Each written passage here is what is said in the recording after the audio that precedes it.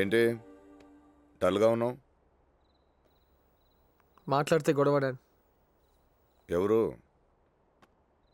గీతా సుబ్రహ్మణ్యం అని. ఫ్రెండా? అంతకంటే ఎక్కువలే.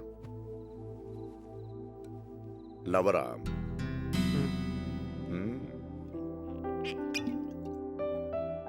ఎంత సీరియస్ ఏంటో. పెళ్లి చేసుకున్నంత సీరియస్ డాడ్. పెళ్ళా? ఒరే నాకు చెప్పలేదేంట్రా?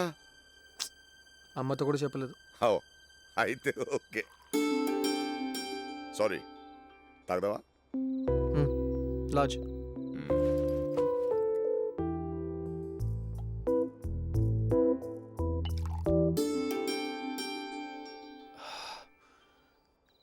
కింద కూర్చుందాం డాడ్. ఓకే. ప్రతి చిన్న విషయాన్ని గొడవ డాడ్. తప్పు తందైనా నేనే ఎప్పుడు సారీ చెప్పాలి. ఈసారి నేను సారీ చెప్పండి డాడ్. తొందరపడకరా, నిదానంగా. మీరే కదా తాగుదా ఉన్నారు. ఇప్పుడు దిగిన తర్వాత నెమ్మదిగా తాగి ఇలా తాగా అలా తాగంటే నాకు కుదరదు. అర్థం చేసుకోదేంటి డాడ్? ఈ మధ్య ఎన్నిసార్లు నేను సెల్ ఫోన్ మాట్లాడి మీరు చూశారు? చాలాసార్లు కదా. సిద్ధుకు చాలా మంది గర్ల్ ఫ్రెండ్స్ ఉంటారు మీరు అనుకుంటున్నారు, కానీ నో, తను ఒక్కరితోనే మాట్లాడేవాడిని. మిగతా అందరినీ వదిలేసా. నా పద్ధతులన్నీ మార్చుకున్నాను. తనంటే ఇష్టమనే కదా డాడ్. అర్థం చేసుకోదే. నేను సారీ చెప్పండి డాడ్. సరే సారీ చెప్పొద్దు. నేను ఎందుకు సారీ చెప్పాలి? Why? చెప్పిందంతా చేశాను. నేను జాబ్ కూడా జాయిన్ అయ్యాను. తనంటే ఇష్టమనే కదా డాడ్. తర్వాత సంతోషంగా హ్యాపీగా ఉండాలనే కదా.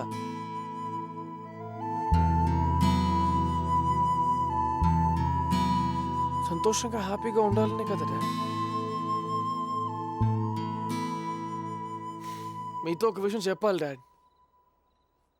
ఇంతకుముందు గీతతో అన్నాను, నీలాంటి అమ్మాయికి చందమామని తీసుకొచ్చి చేతిలో ఇవ్వాలని.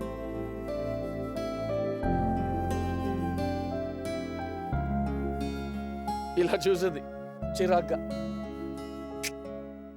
నమ్మలేదు, కానీ ఇప్పుడు నమ్ముతుంది డాడ్. నేనంటే అంత ఇష్టం గీతకి. తన కోసం నేను ఏదైనా చేయగలను నమ్మకం.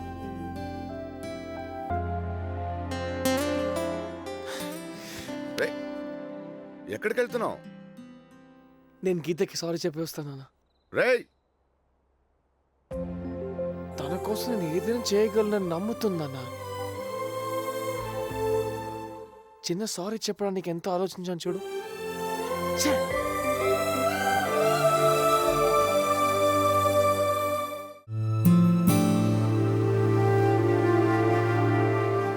హాయ్, కూర్చో.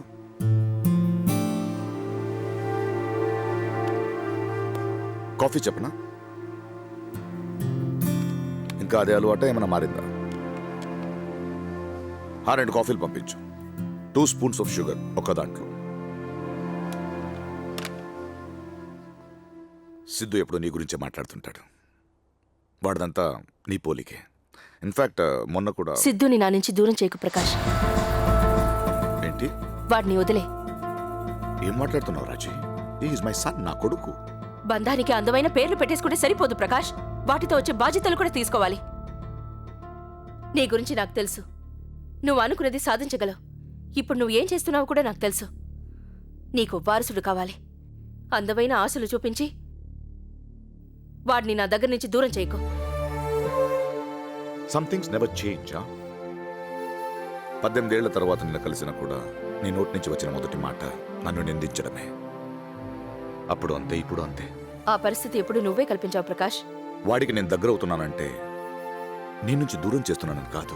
ఎప్పుడు నా దగ్గర ఏ విషయం దాచని సిద్ధు నిన్ను ఎయిర్పోర్ట్ దగ్గర రిసీవ్ చేసుకునే విషయం దాచాడు. నీ దగ్గర జాబ్లో జాయిన్ అయిన విషయం దాచాడు. వీటన్నిటికీ కారణం నువ్వు. వాడికి ఆశలు చూపిస్తోంది నువ్వు. హ్యాపీగా ఉన్నావు. నువ్వు లేకుండా మేము చాలా హ్యాపీగా ఉన్నాం Prakash. Okay, I get your point. But one thing Raji, నువ్వు నన్ను ఎంత తిట్టినా పర్వాలేదు, సిద్ధు విషయంలో మాత్రం నువ్వు అనుకుంటుంది తప్పు. వాడికి ఒక బెటర్ ఫ్యూచర్ ఇవ్వాలని నా కంపెనీ ఆఫర్ చేశాను. వాడే దాన్ని వద్దన్నాడు. తన కాళ్ళ మీద తను నించుంటానన్నాడు. ఒక తండ్రిగా ఏం సాయం చేయాలో అది చేశాను. నేను అమెరికా నుంచి తిరిగి వచ్చి తప్పు చేశాను రాజీ. I made mistake. ఇప్పుడు ఏం చేయాలి? నేను మీ ఇద్దరిని వదిలేసి వెళ్ళిపోవాలి అంతేగా? ఫైన్. నేను లేకపోతేనే మీరు సంతోషంగా ఉంటారంటే వై నాట్? ఓకే. ఇంకా నేను వినాల్సింది ఏమైనా ఉందా?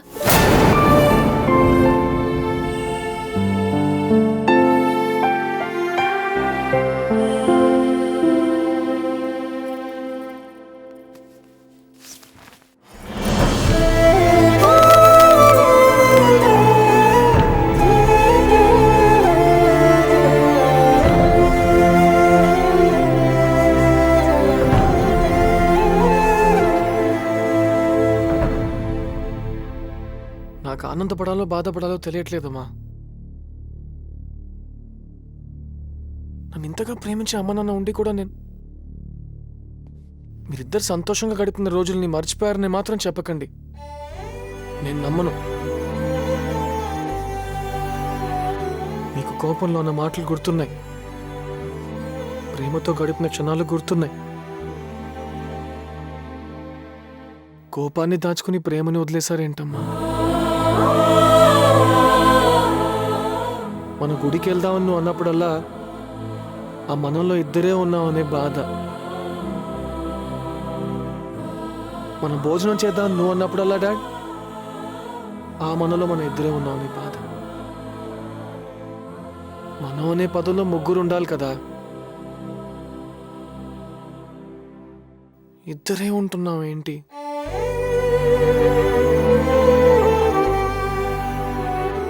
నాకు మీరిద్దరు కావాలి, మీరిద్దరు కావాలి. ప్రేమని పంచండి, నన్ను పంచుకోకండి ప్లీజ్.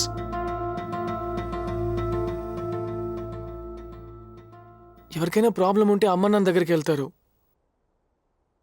అమ్మ నాన్నే ప్రాబ్లం అయితే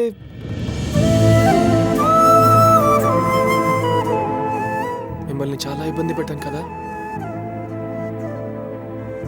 ఇంకెప్పుడు పెట్టను. సారీ.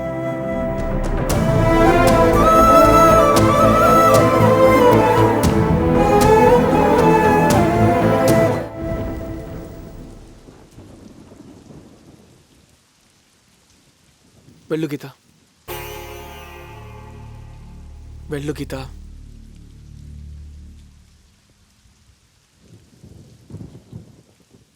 మా అమ్మ నన్ను కలపలేకపోయాను సార్, వాళ్ళు కలవరు. నేను అందరు కుర్రాళ్ళ ప్రేమించిన నా హక్కు అనుకున్నాను, కానీ ప్రేమంటే బాధ్యతని నాకు తెలియదు. కుటుంబం అంటే అమ్మ నాన్న ఉండటం అనుకున్నానే కానీ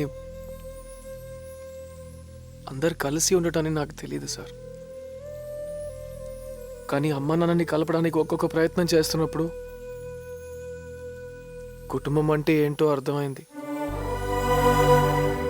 అలాంటి కుటుంబం ఉంటే ఎంత బాగుంటుందో అనిపించింది.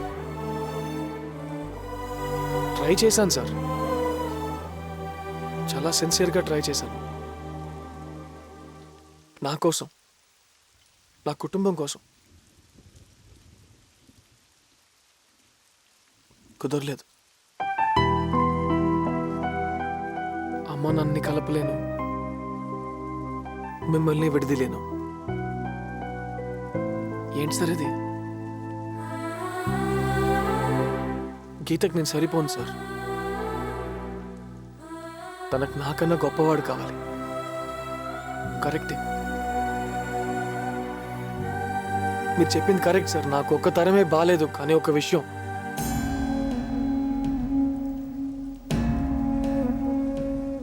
ఇద్దరు వ్యక్తులు జీవితాంతం సంతోషంగా జీవించడానికి ప్రేమ ఒకటే సరిపోదన్నారు కదా, అది మాత్రం తప్పు సార్.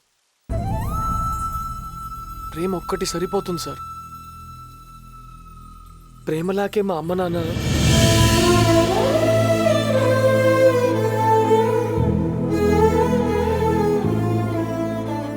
ప్రేమ లేకపోతే ఏమున్నా వేస్ట్ సార్. గీత,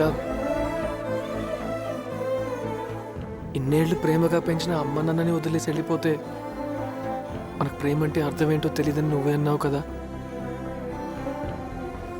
ఆ రోజు నీకోసమే వచ్చాను. ఈరోజు నీకోసమే వెళ్ళిపోతున్నాను. ఉంటాను సార్.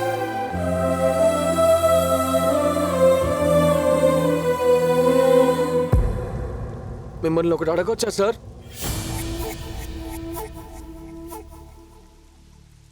మీకు తెలుసు కదా సార్,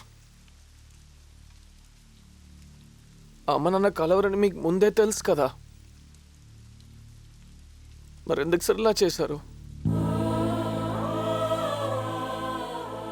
కలిస్తే బాగున్న ఆలోచన లేనప్పుడు నేను చాలా హ్యాపీగా ఉన్నాను సార్. ఇప్పుడు ఆశ ఉన్న వాళ్ళు కలవరని గుర్తొచ్చిన ప్రతి క్షణం చచ్చిపోతున్నాను సార్. ప్రేమించాను అంతే కదా సార్. పరీక్ష పెట్టాల్సింది ఇంత పెద్ద శిక్ష వేస్తారేంటి సార్? రాజీ,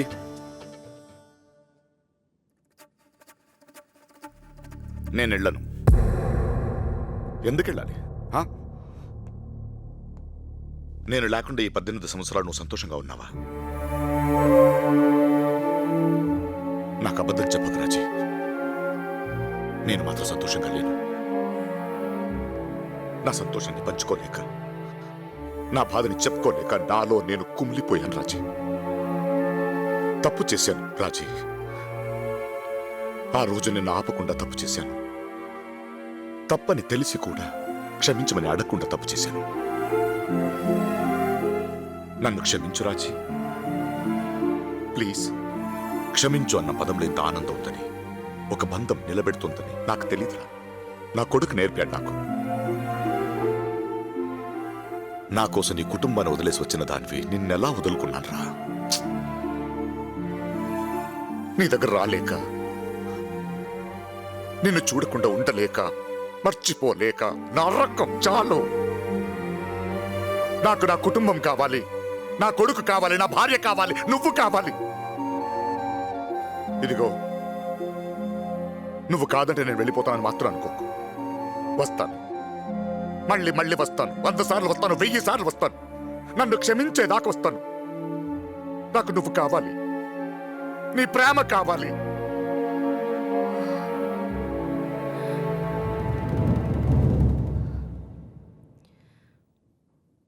ఒకప్పుడు ప్రేమ కావాలని అడిగిన దాన్ని, ఇప్పుడు ప్రేమ కావాలని నువ్వొస్తే కాదని ఎలా అనగలను ప్రకాష్?